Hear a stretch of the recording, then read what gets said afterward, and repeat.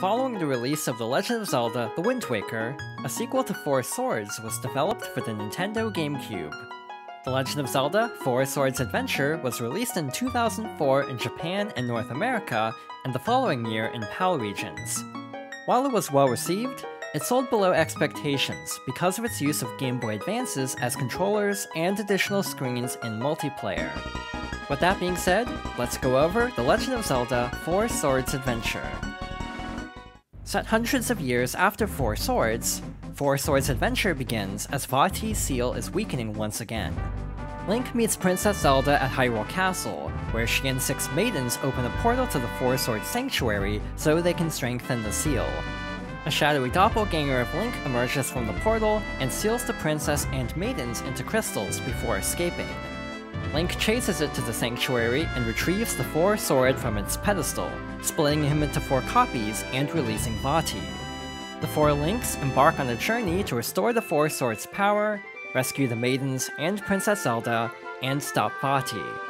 Regarding its presentation, Four Swords Adventure features 2 graphical styles. When playing on a Game Boy Advance, many sprites and environments are very similar to A Link to the Past and Four Swords, but characters and enemies from the later games have been adapted into this art style. On the television screen, the environments are more detailed and feature more advanced lighting and particle effects. While the new music is good, a lot of the soundtrack consists of remixes from A Link to the Past.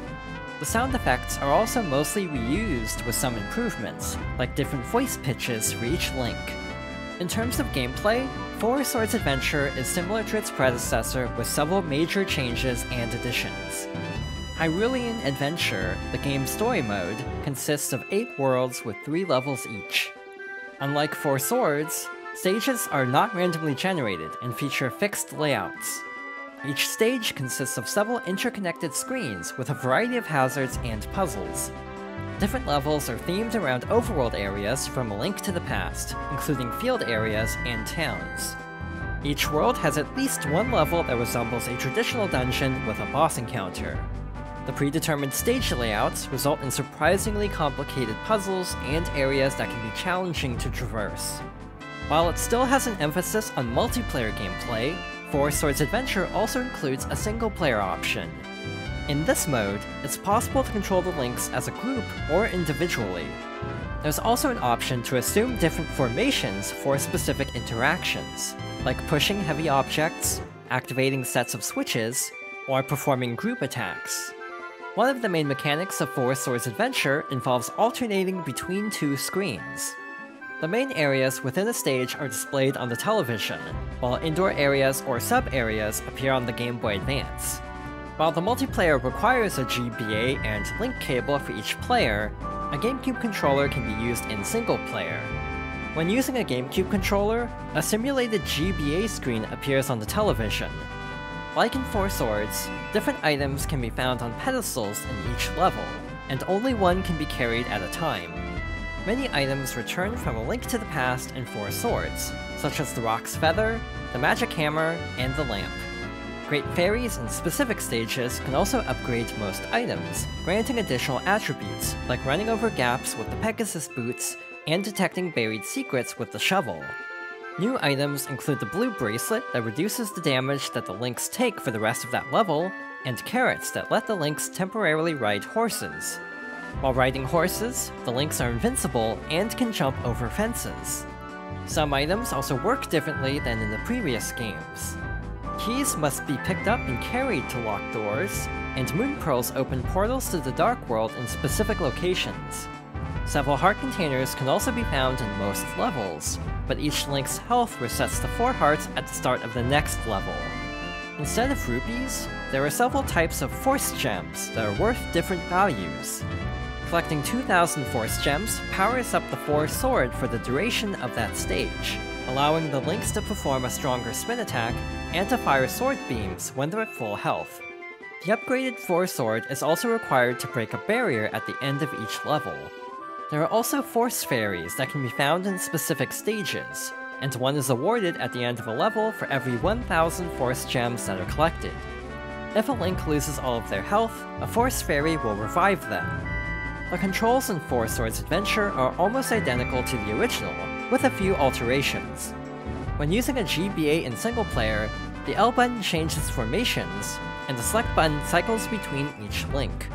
When using a GameCube controller, the D-pad and Y button can also be used to cycle between links and change formations respectively, and the Z button can be used to hide the GBA screen.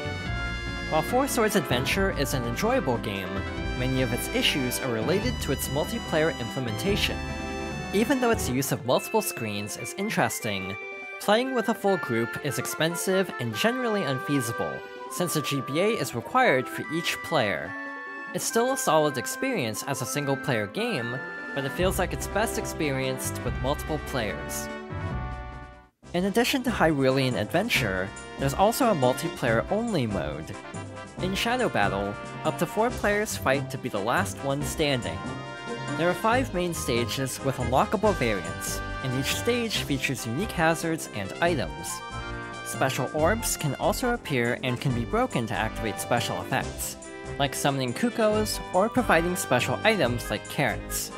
In the Japanese and Korean versions of Four Swords Adventure, there's an additional mode called Navi's Trackers. While this mode was planned for the Western release, it was most likely removed because of its extensive voice acting. Set shortly after The Wind Waker, Link must complete a series of trials against 3 fake Links to become an official member of Tetra's pirate crew. In single player, there's a time trial mode and a competition mode featuring Tingle as an opponent.